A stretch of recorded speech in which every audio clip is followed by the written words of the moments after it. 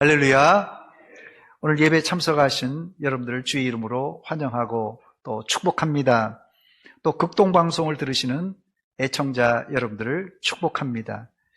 얼마 전 제가 유튜브에서 미국 노숙자를 재활시키는 장면을 보았는데 영상으로 봐도 진짜 역겹게 보이는 노숙자에게 새 옷을 입혀주니까 완전히 다른 사람으로 변신을 해서 깜짝 놀랐습니다. 그런데 노숙자들의 제일 큰 문제는 옷이 아니라 냄새입니다. 미국 사회에서 남이 버린 헌옷을 구하기란 그리 어렵진 않지만 1년, 2년 목욕하지 않은 노숙자에게 아무리 좋은 옷을 입혀도 냄새는 어찌할 수가 없습니다. 그래서 노숙자에게 일단 목욕을 시키고 머리와 수염을 자르게 하고 나서 그 이후에 옷을 입혀주어야 완전한 변신이 가능합니다. 레위기 16장에 보면 대제사장 아론이 지성소에 들어가는 규례가 거기 나오는데 제사장은 거룩한 옷을 입기 전에 반드시 몸을 물로 씻고 나서 옷을 갖추고 들어갑니다. 레위기 16장 3절과 4절 말씀 보니까 아론이 성소에 들어오려면 수송아지를 속죄 제물로 삼고 순양을 번제물로 삼고 그리고 나서 거룩한 세마포 속옷을 입으며 세마포 속바지를 몸에 입고 세마포 띠를 띠며 세마포 관을 쓸지니 이것들은 거룩한 옷이라 물로 그의 몸을 씻고 입을 것이라 했습니다. 여기서 우리는 옛사람을 벗고 새사람을 입는 세 가지 아이디어를 발견하게 되는데 첫째는 제사장이 성소에 들어가기 전에 수송아지와 순양을 속죄 제물과 번제물로 드려야 하듯이 우리 안의 짐승인 옛사람을 죽여야 합니다. 두 번째는 제사장이 거룩한 옷을 입기 전에 물로 씻었듯이 우리의 죄를 철저하게 씻고 회개해야 새 사람을 입을 수가 있습니다. 세 번째, 제사장이 거룩한 예복을 갖추고 성소에 들어갔듯이 옛사람을 벗고 그리스도 안에서 새 사람을 입어야 하나님께 가까이 나갈 수가 있습니다. 올해 여러분들은 거룩한 제사장처럼 수송아지를 잡듯이 나의 옛사람을 죽이고 작은 죄라도 철저히 회개하며 예수 그리스도 안에서 예수 그리스도로 옷 입고 예수님을 닮아가는 새로운 피조물이 되시기를 주의 이름으로 축원합니다. 첫 번째, 새 사람을 입으려면 옛사람을 죽이는 회개를 해야만 합니다. 여러분, 옛사람이 누구입니까? 에베소서 2장에서 바울 사도는 우리 옛사람의 정체를 적나라하게 말하고 있는데 에베소서 2장 1절 말씀에 보니까는 그는 허물과 죄로 죽었던 너희를 살리셨도다 했습니다. 허물과 죄로 죽었던 존재가 바로 우리의 옛사람입니다. 더 나아가 에베소서 2장 2절과 3절 말씀에 보니까 이 세상 풍조를 따르고 공중의 권세 잡은 마귀 사탄을 따르고 육체의 욕심으로 가득 찬 본질상 진노의 자녀가 바로 우리의 옛사람이라고 말했습니다. 그런데 감사하게도 예수님은 우리 옛사람의 죄를 대속하기 위해서 십자가에서 돌아가심으로 우리가 새 사람, 새로운 피조물이 되었습니다. 할렐루야! 그러나 예수님이 구원의 길을 열어놓으셨다고 모든 사람이 저절로 구원받는 것은 아닙니다. 십자가에 달려 돌아가신 예수님을 나의 구주, 나의 하나님으로 믿어야 우리가 구원에 이르는 것입니다. 오순절날 마가의 다락방에서 성령 충만을 경험한 베드로와 여러 사도들이 예루살렘 거리로 뛰쳐나가서 복음을 전했습니다. 사도행전 2장 36절에 보니까 너희가 십자가에 못 박은 이 예수를 주와 그리스도가 되게 하셨느니라고 했어요. 여러분, 복음은 다른 것이 아니라 십자가에 달려 돌아가신 그 예수님이 우리의 주님이라는 선포입니다. 이때 베드로의 설교를 들은 많은 사람이 형제여 우리가 어찌할꼬, 형제여 우리가 어찌할꼬. 이 말은 우리가 모르고 예수님을 죽였습니다. 어떻게 하면 좋겠습니까? 베드로 사도님 이런 고백입니다. 이때 베드로 사도는 사도행전 2장 38절에 너희가 회개하여 각각 예수 그리스도의 이름으로 세례를 받고 죄사함을 받으라. 그리하면 성령의 선물을 받으리라고 말씀했습니다. 죄사함을 받고 새 사람이 되는 유일한 길은 회개하고 성령의 선물을 받는 길밖에 없습니다. 이런 회개를 조직신학에서는 구원에 이르는 큰 회개라고 부릅니다. 이 큰 회개를 바울 사도는 다른 말로 옛사람을 십자가에 못 박았다고 비유했어요. 로마서 6장 6절입니다. 우리가 알거니와 우리의 옛사람이 예수와 함께 어디에서요? 십자가에 못 박힌 것은 죄의 몸이 죽어 다시는 우리가 죄에게 종노릇하지 아니하려 함이라고 했습니다. 허물과 죄로 죽었던 옛사람은 예수 믿을 때 예수님과 함께 십자가에 못 박혀 죽은 존재가 된 것입니다. 문제는 이 죽은 옛사람은 아주 끈질깁니다. 죽었다가도 다시 살아나는 불사신과 같은 놈이에요. 그래서 다이하드예요. 다이하드. 우리가 큰 회개를 하고 옛사람을 십자가에 못 박았을 때 옛사람은 죽었지만 이 옛사람의 영향력은 여전히 살아남아서 우리를 지속적으로 괴롭히는 것입니다.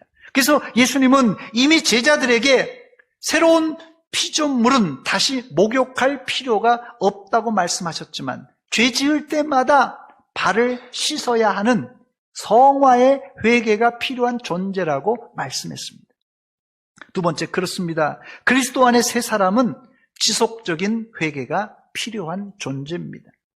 본문 22절에 너희는 유혹의 욕심을 따라 썩어져가는 구습을 따르는 옛사람을 벗어버리라고 말씀했어요.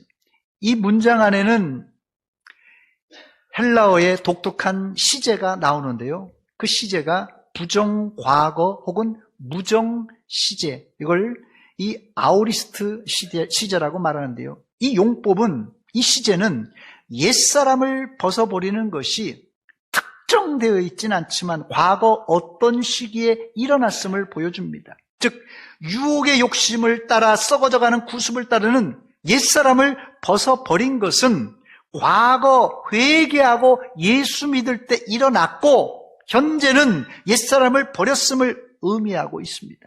또 뒤에 새 사람을 입으라는 표현도 역시 부정과거로 옛사람을 벗는 즉시 새 사람이 되었음을 강조하고 있습니다. 본문 24절입니다. 하나님을 따라 의와 진리의 거룩함으로 지으심을 받은 새 사람을 입으라 했어요. 바울 사도가 여기서 부정과거 시제를 쓴 이유가 있는데 현재 에베소서를 이 편지를 받는 사람들은 예수님을 모르는 사람들이 아니라 이미 바울 사도에게 3년 이상 두란노 서원에서 말씀을 배웠고 지금도 신앙생활을 하고 있는 사람들이기 때문에 그렇습니다. 그러므로 에베소 교회 성도들은 옛사람을 벗고 새 사람이 된 존재들입니다. 그런데 본문 23절에는 부정과거가 아니라 현재형을 사용하고 있어요. 23절에 보니까 오직 너희의 심령이 새롭게 되어, 현재형입니다. 오직 너희의 심령이 새롭게 되라 말하고 있어요.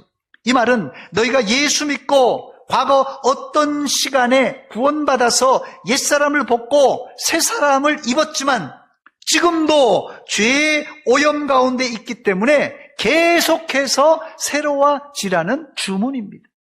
즉 우리가 그리스도 안에서 새 사람이 되었지만 어디까지요? 천국 갈 때까지 여전히 성화가 필요한 존재란 말입니다.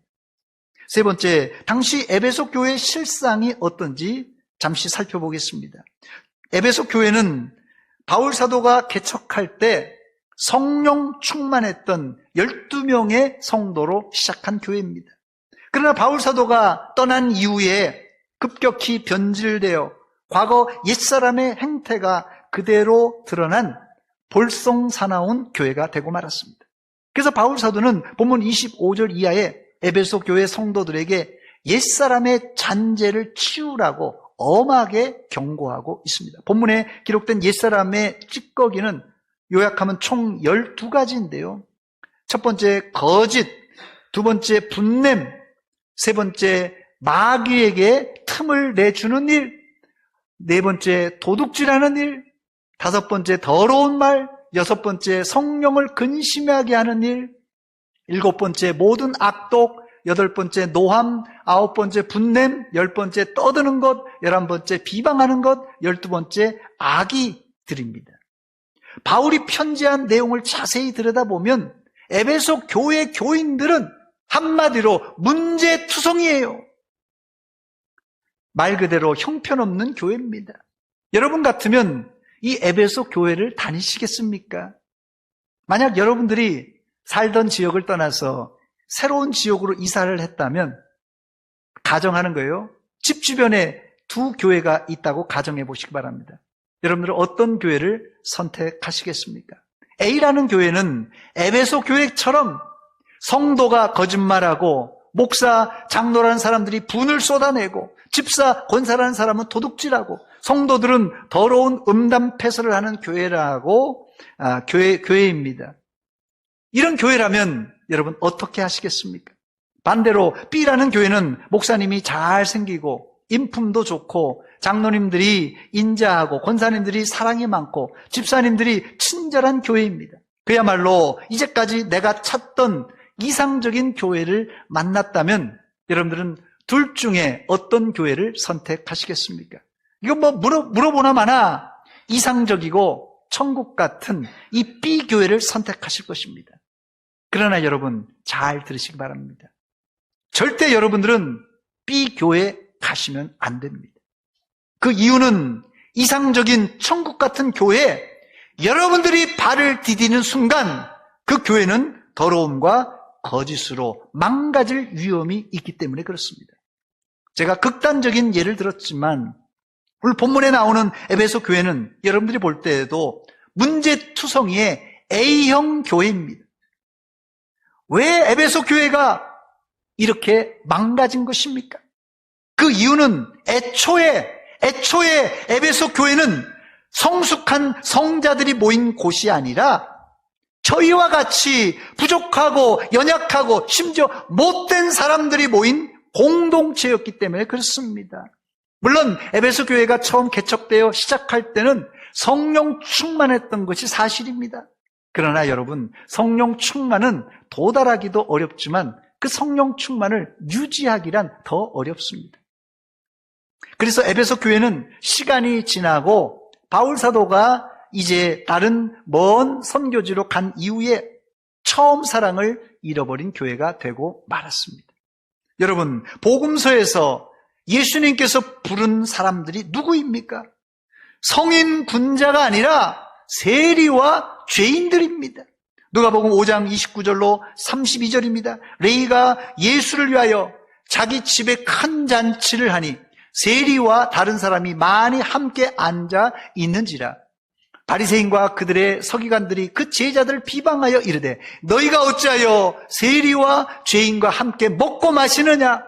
예수께서 대답하여 이르시되 건강한 자에게는 의사가 쓸데없고 병든 자에게라야 쓸데있나니 내가 의인을 부르러 온 것이 아니요 죄인을 불러 어떻게 해요? 회개시키러 왔노라 그랬어요.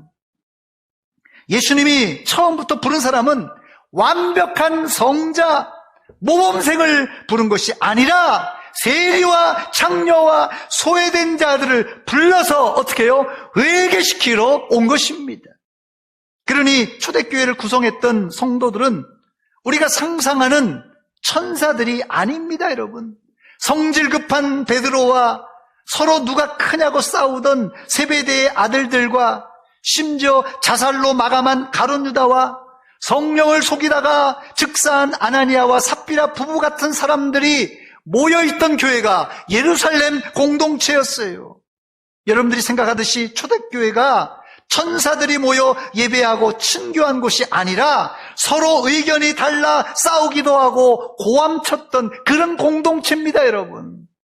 그렇다고 싸우거나 고함치지 마세요.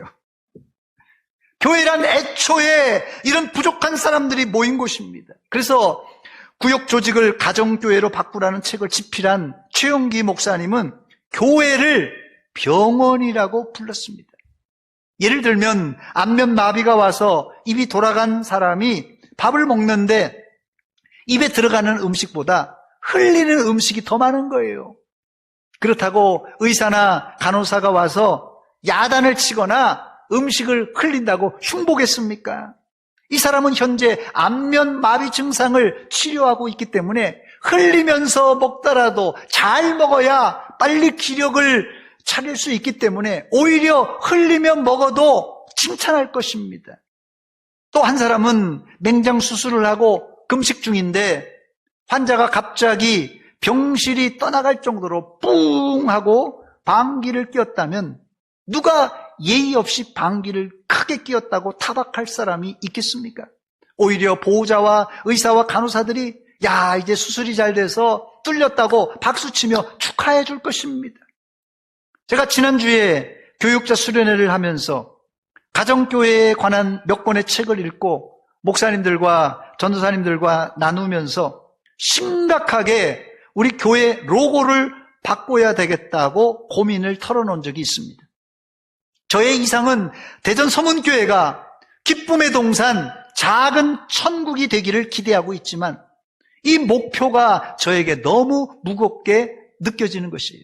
그래서 차라리 너무 이상적인 목표보다 현실적으로 기쁨의 동산, 작은 천국이 아니라 고통스러운 치료와 훈련이 필요한 병원 같은 교회 혹은 공사 중인 교회라고 바꾸고 싶은 충동이 생겼습니다. 여기 있는 목사부터 장로님들과 권사님들, 집사님들은 천사가 아닙니다, 여러분. 우리는 모두 예수님을 믿고 새 사람이 되었지만 아직도 마음속에 옛사람의 영향력을 끊어내지 못하고 시험에 빠지고 종종 넘어지는 아직도 공사 중인 사람들입니다. 그러므로 저를 비롯한 중직자들이 실수하고 약간의 사고를 칠지라도 야단치거나 이상한 눈초리로 보지 마시고 목사님도 장로님도 성도님도 아직 공사 중이구나 하고 넉넉하게 이해해 주시기 바랍니다. 이런 상황이 에베소 교회의 상황이고 우리 대전 서문교회의 실정입니다. 저를 한번 따라서 하시기 바랍니다. 나는 공사 중 성도입니다. 끝으로 네 번째, 공사 중인 옛사람이 새 사람으로 변신하는 구체적인 방법에 대하여 알아보겠습니다. 본문 26절 이하의 바울 사도는 거짓을 버리고 분을 내지 말라고 부정적인 명령을 사용한 후에 바로 뒤에는 긍정 명령을 사용하고 있습니다. 여러분 잘 들으시기 바랍니다. 부정적인 말만 내뱉는 사람은 부정적인 면만 잘 보는 사람이에요. 물론 이것도 특기고 은사입니다. 그러나 이 부정적인 면만 보고 부정적인 말만 하는 사람은 원망 불평의 사람이에요. 그러므로 그리스도 안에서 새 사람 된 우리는 부정적인 말을 했다면 반드시 부정적인 것을 개선할 수 있는 긍정적인 대안을 내놓아야 됩니다. 그 대안이 없다면 차라리 부정적인 말을 안 하는 게 좋습니다. 바울 사도는 부정적인 명령을 하고 바로 긍정적인 명령으로 에베소 성도들을 권면했어요. 본문 25절에 보니까 그런즉 거짓을 버리라고 해서 거짓은 버리라, 부정적인 명령이에요. 그리고 나서 어떻게 하라고요? 각각 그 이웃과 더불어 참된 것을 말하라. 이는 우리가 서로 지체가 됨이라 그랬어요. 두 번째는 28절에 나오는데요. 도둑질하는 자는 다시 도둑질하지 말고, 도둑질하는 건 부정적인 행위예요. 도둑질하지 말고 그 다음에 어떻게 하라고요? 돌이켜 가난한 자에게 구제할 수 있도록 자기 손으로 수고하여 선한 일을 하라 그랬어요. 세 번째는 본문 29절에 나옵니다. 무릇 더러운 말은 너희 입 밖에도 내지 말고, 더러운 말 어떻게 해요? 입 밖에도 내지 마는 게 부정적인 것입니다. 그러나 대안으로 뭐예요? 오직 덕을 세우는데 소용되는 대로 선한 말을 하여 듣는 자들에게 은혜를 끼치게 하라 그랬습니다. 이것을 요약하면 본문 31절과 32절이 되는데요. 31절입니다. 너희는 모든 악독과 노함과 분냄과 떠드는 것과 비방하는 것을 모든 악의와 함께 버리고, 부정적인 것은 버리고, 그 다음에 어떻게 하라고요? 32절입니다. 서로 친절하게 하며 불쌍히 여기며 서로 용서하기를 하나님이 그리스도 안에서 너희를 용서함 같이 하라 그랬습니다. 다시 말씀드립니다. 바울 사도는 부정적인 문제를 지적하고 동시에 긍정적인 대안을 제시하고 있습니다. 바로 이것이 하나님 나라의 법을 이루는 방식입니다. 우리는 소극적으로 나는 도둑질 안 하고 나는 거짓말 안 하고 나는 살인 안 했다 이것만 자랑하지만 하나님의 나라의 법 정신은 살인, 도둑질, 간음하지 않는 것도 중요하지만 더 중요한 것은 적극적으로 이웃을 사랑하는 것입니다. 로마서 13장 8절 말씀해 보니까 남을 사랑하는 자는 율법을 다 이루었느니라 했습니다. 여러분들은 하나님을 사랑하고 동시에 이웃을 사랑함으로 율법을 다 이루는 새로운 피조물 되시기를 주의 이름으로 축원합니다. 이제 말씀을 마칩니다. 러시아의 대문호 톨스토이는 이런 말을 했습니다. 모든 사람은 인간이 변화되어야 한다고 생각하나, 모든 사람은 인간이 변화되어야 한다고 생각하나 자기 자신이 변화되어야 한다는 것은 생각하지 않는다. 이 말은 약 150년 전에 톨스토이가 한 말인데 어쩜 150년 전에 러시아나 150년 후에 한국이나 옛사람의 영향을 받는 인간의 마음은 어찌 그리 똑같은지 놀라울 따름입니다. 옛사람을 벗고 새사람의 성품과 생활 태도로 바꾸는 일은 우리 교회에서 몇몇 못된 누구누구에게 한정된 말이 아니라 바로 내가 해야 할 생애 최대의 과업입니다, 여러분. 이제부터 여러분들은 옛사람의 악습은 새사람의 선한 행위로 바꾸어 보시기 바랍니다.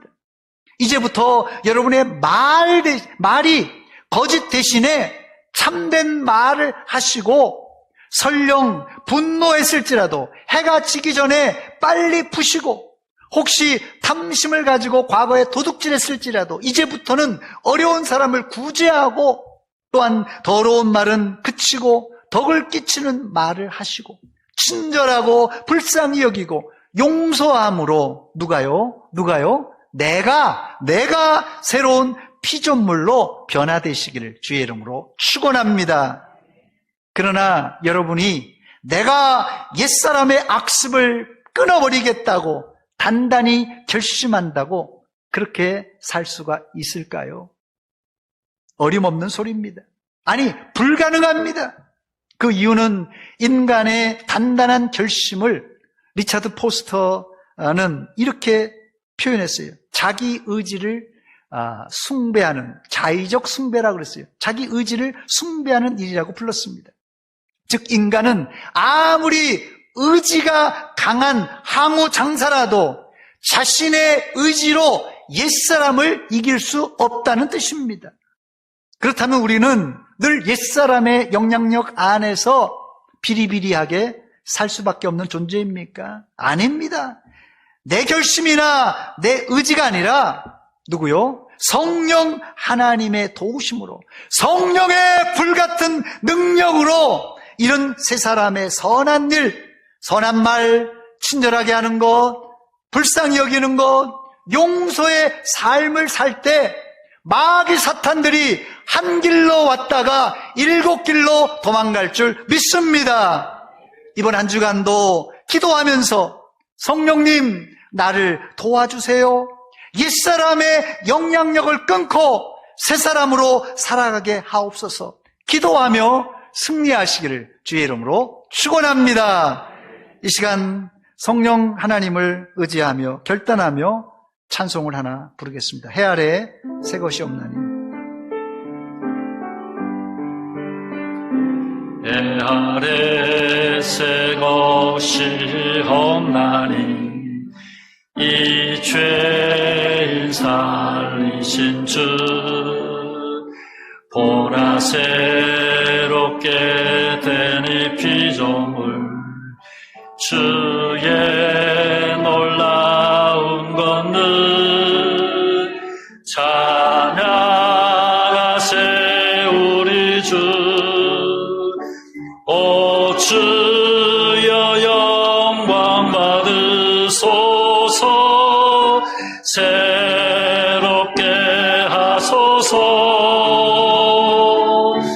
새롭게 하소서. 새롭게 하소서.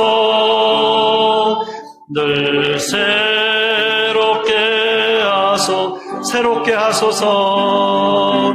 새롭게 하소서. 새롭게 하소서. 새롭게 하소서. 새롭게 하소서. 주여 새롭게 하소서. 늘 새롭게 늘 새롭게 하소서. 할렐루야. 이 시간 함께 기도하겠습니다. 하나님, 저희들 2024년 나는 새로운 피조물이라 이제 출발하고 벌써 한 달이 지났는데 한 달 동안 새롭게 되기는커녕 또 넘어지고 또 쓰러졌습니다. 하나님, 지속적인 회개로 새롭게 살게 하시고 새 사람 되게 하여 주시옵소서. 이 시간 우리가 한 달 동안 돌아보며 회개할 건 회개하고 성령님 도와달라고 이 시간 한 목소리를 같이 기도하겠습니다. 하나님, 우리 아버지 은혜와 사랑 감사드립니다. 이 시간 하나님, 우리 안에 옛사람의 잔재가 하나님 아직도 끊어지지 않고 우리를 괴롭히고 우리를 넘어뜨리게 하고 시험에 들게 하고 마귀 사탄들이 호시탐탐 하나님 노리고 있습니다. 주여 주여, 우리를 불쌍히 여겨주시고 변화시켜 주시옵소서. 그 회개와 함께 하나님 지속적인 회개를 통하여 우리의 껍데기를 벗어버리고 하나님께 가까이 더 가까이 갈 수 있는 믿음의 종들 되게 하여 주시옵소서. 하나님, 우리 교회를 하나님 아버지 불쌍히 여겨주시고 변화시켜 주시옵소서. 긍휼을 베풀어 주시옵소서. 하나님,